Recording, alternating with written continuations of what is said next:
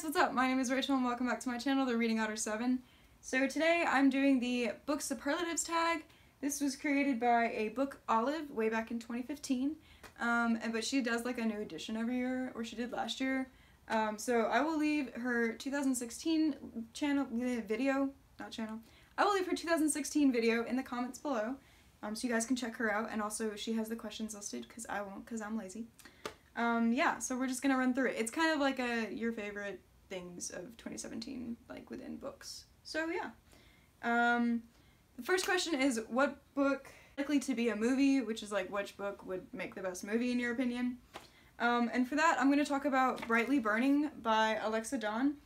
This is actually an ARC. It does not come out until May of 2018. But it is a Jane Eyre retelling set in space, and for me, that just lends itself to a movie. I mean, think about the cheesy ways that they've remade these classics already, like Pride and Prejudice and Zombies, and like, there's 800 versions of Pride and Prejudice. I just feel like this lends itself to be a movie, because everyone loves remaking classics. It just seems to be a thing. So, yeah. And, the plot was really good, the characters were really good. I can kind of like, it's very descriptive, so you feel like they would be able to do a pretty good job of creating the world that she's created. So yeah, I'm just gonna hold my phone up because it's easier.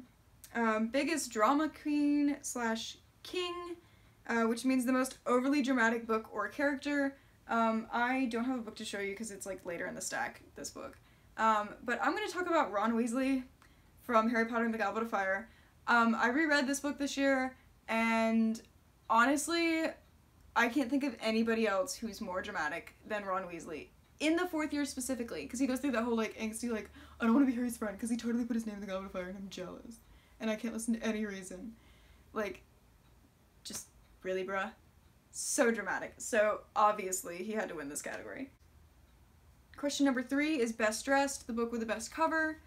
I have a lot of really pretty covers. Unfortunately, I haven't read a lot of the really pretty covers. So I'm gonna go with A Study in Charlotte by Brittany Cavallaro. I don't know if I said that right, but I love these covers. Her whole series is like this. Like they usually have really contrasting color schemes, and then they have like little things that are important to the story, just kind of stuck around the title. And I just think they're really pretty. I think they're really cool, and they kind of like look like a mystery because it's like a clue here and a clue here and a clue here, and it all like creates a story. Anyway, I'm overanalyzing this cover, sorry. Moving on, it's really pretty. Number 4 is Most Creative, the book with the most unique plot, characters, or structure. And so for this, I'm going to talk about Illuminate by Amy Kaufman and Jay Kristoff. There are several reasons why I think this fits this category, and honestly, it fits for everything she listed in my opinion. Yeah, it had a really unique plot. And I like how, I can tell, because I read Gemini, which is the sequel, how everything's going to come together in the end. I kind of like that you can kind of see it happening. I think the characters were really cool. They weren't, like, two-dimensional to me. They were extremely complex, which is good. Like, you want, like, 3D characters, in my opinion. And just, like, the format in general, this book was really unique. It's told in, like, case files and, like, video surveillance and, like, all kinds of stuff. And there's, like, my favorite ones are like when they're like fighting and they have like all like the words just kind of thrown in, like chatter you would hear in a fight. So overall, just in like every way, this is just a really creative book. So question number 5 is the most popular, the book with the most ratings on Goodreads. I read like 37 books this year, and I was too lazy to go through and figure out which one was the most popular. So I'm just gonna guess, but I think that I'm justified in this guess. And so I'm gonna guess and say that Harry Potter and the Goblet of Fire has the most Goodreads reviews. Like, I mean, let's be real, it's a Harry Potter book. So that's, yeah, because I'm lazy, that's my guess. Question number 6 is most likely to succeed. The book that is going to be appreciated for many years to come. For this, I went with a more personal approach. I was like, I don't know about everybody else, but I'm gonna go with what's gonna impact me the most later down the road. And so for that, I went with a poetry book, actually, and it is, I Wrote This For You by Ian S. Thomas, and it has, like, a subtitle that's Please Find This. This was really just, like, hard-hitting for me. It's not tabbed like most of my poetry books, because I read my friend's copy and then had to go buy my own, and I really should just give her this one and get her copy so I can have my tabs. Anyway, this is a really good book. It was very powerful, and yeah, it just kind of hit home for me. Poetry in general seems to hit home for me, and it was really hard to pick which one, honestly. It was between this and The Princess Saves Herself in This One by Amanda Lovelace. So if you haven't read either of these two that I just listed, you should. They're really good. Okay, so question number 7 is Class Clown, the book that made you laugh.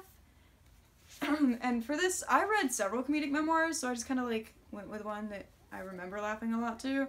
And so I'm going with Is Everyone Hanging Out Without Me and Other Concerns by Mindy Kaling.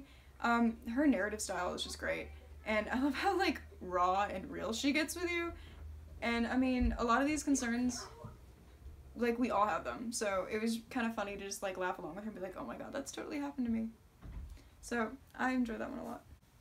Question number 8 is Most Improved, a book that started out slow, but really picked up. And I have decided to go with Stalking Jack the Ripper by Carrie Maniscalco. I was super excited to read this book, and I'd heard good things about it, but it was kind of moving slow for me in the beginning, and I was like, I don't know if I can read this. And then it really got into, like, where she was getting close to figuring out who she thought the killer was, and so it was like, ooh, I gotta know what happens next. So it just kept, like, having to turn.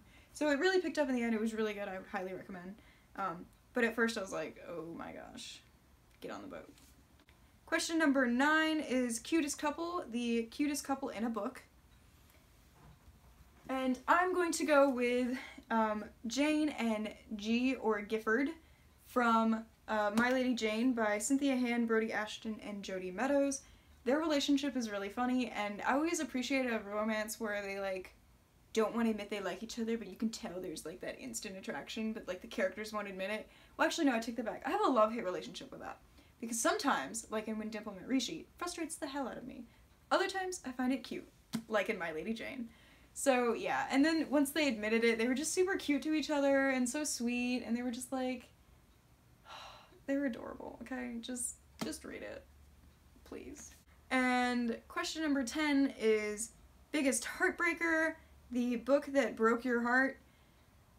And I had something else written down for this, but I think I'm just gonna, like, do a last minute switch, because now that I think about it, I think this is a little bit more of a heartbreaker. And so I'm gonna pick The Princess Saves Herself in This One by Amanda Lovelace. This is a poetry book, and I've tabbed it a lot.